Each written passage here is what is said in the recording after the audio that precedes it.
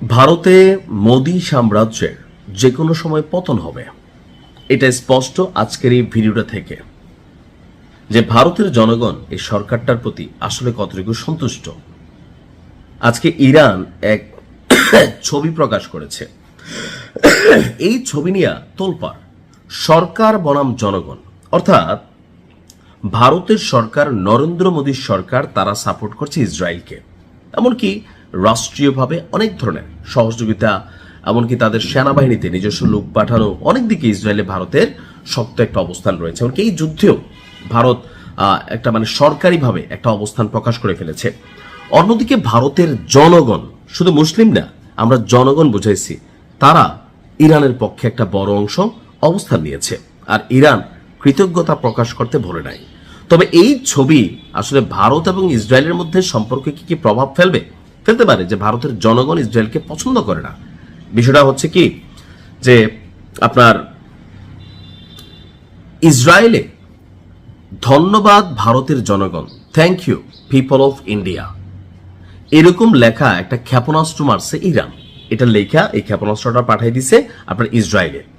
ভারতের বাণিজ্যিক রাজধানী হিসেবে পরিচিত মুম্বাইয়ের ইরানের যে কনসুলেট জেনারেল ভবন আছে এবং ইরানের রাষ্ট্রায়ত্ত সংবাদ মাধ্যম যা আছে, তারা এমন কিছু ক্ষেপণাস্ত্রের ছবি প্রদর্শন করেছে যেগুলোর গায়ে নীল রঙের কালিতে লেখা thank you people of India.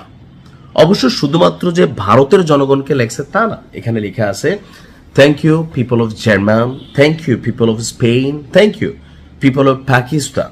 আপনার এরকম তো এগুলো আসলে কেন লিখছে? এটা কি ওই দেশগুলোকে উস্কাচ্ছে? না, ইরান এটাকে কৃতজ্ঞতা স্বরূপ লিখছে। কেন?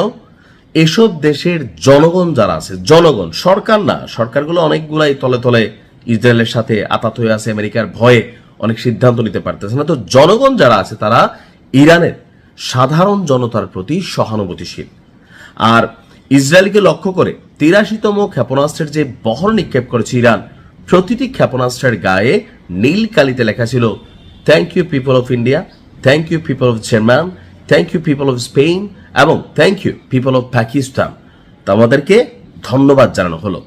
এছাড়া এক বিবৃতিতে ইরানের যে সামরিক বাহিনী, তারা বলছে যে আপনার ইসরায়েলের আশদুদ শহরের জ্বালানি তেলের ডিপো, মদিন শহরের সামরিক স্থাপনা এবং ইসরায়েল যুক্তরাষ্ট্রের যে মিলিটারি ইনফরমেশন এক্সচেঞ্জ সেন্টার আছে, সেখানেও এই থ্যাংক ইউ লেখা ক্ষেপণাস্ত্রগুলোকে পাঠানো হয়েছে এবং এগুলো সঠিকভাবে সহযোগিতা করেছে বা জায়গা মতো পৌঁছাইছে। এখন কেন থ্যাংক ইউ দিচ্ছে? আসুন, চলমান এই যুদ্ধে ইরানকে খাবার, ঔষধ, অনেক কিছু দিয়ে সহায়তা করছে ভারত। এছাড়া দেশটির জম্মু কাশ্মীর রাজ্যের বাসিন্দারা, অর্থাৎ কাশ্মীরের যে জনগণ আছে, তারা চাঁদা তুলে, গণচাঁদা তুলে ইরানের দূতাবাসে জমা দিয়েছে। অন্যান্য জায়গা থেকে আমার কাছে তেমন তথ্য নাই, তবে এখানে অনেক নারীরা তাদের স্বর্ণালঙ্কারও ইরানের জনগণের জন্য উৎসর্গ করেছেন। ভারতের ইরানি দূতাবাস এই দান কৃতজ্ঞতার সাথে গ্রহণ করেছে এবং দূতাবাসের পক্ষ থেকে বলা হয়েছে ভারতের জনগণের এই আন্তরিক সহায়তা ইরান কখনো ভুলবে না, সেই জন্য তারা এমন অভিনব প্রস্তুতি নিয়েছে।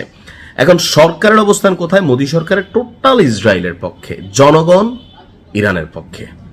ধর্মভিত্তিক না, অন্যায় জুলুমের বিপরীতে যারা বিচক্ষণ মানুষ আছে তারা সবাই বোঝে এই যুদ্ধটা আমেরিকার উচিত হয় নাই।